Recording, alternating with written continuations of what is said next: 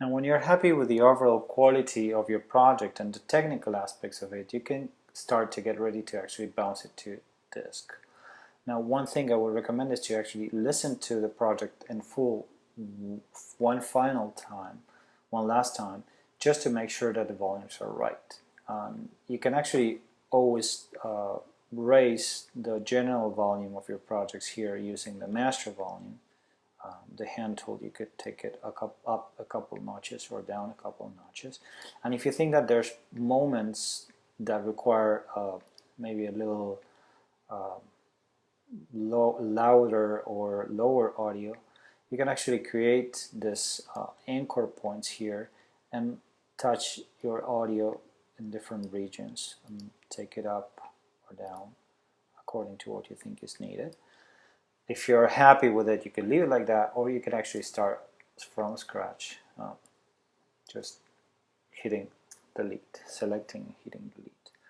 But that's it. When you think everything is ready, there's one last thing. You have to make sure that these two arrows, these two markers, these two little blue arrows here on top, are set at the beginning and at the end of your project. These are the timeline selection markers, and this one marks the beginning of your session and this one marks the end of your session. So if by mistake you placed this marker here, the computer would start bouncing right here and would lose the actual beginning of your project. So make sure that everything is set up correctly. The starter at the beginning of your session and the marker that's supposed to be at the end, just hitting the end of your project. And now you're ready to bounce it to disk. I'm going to save it as a WAV file. You could save it as an MP3 if you want. If you're saving it as a WAV file, the bit depth is going to be 16 and the sample rate is 41.1 kilohertz, which is CD quality. You can convert during and after bounce. And when you choose to bounce it, maybe you want to save it to into a place where you're going to retrieve it easily or find it easily. So I try to save those files on my desktop.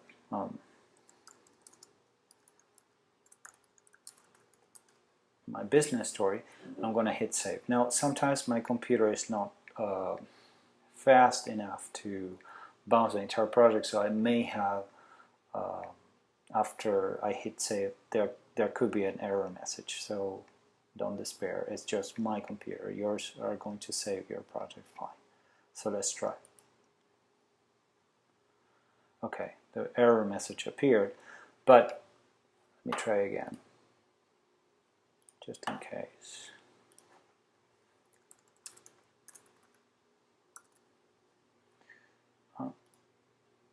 Okay, and now it's bouncing, and you see it here, Paula Audio. This file is going to be easily uploaded to SoundCloud. Alright, I thought this was helpful.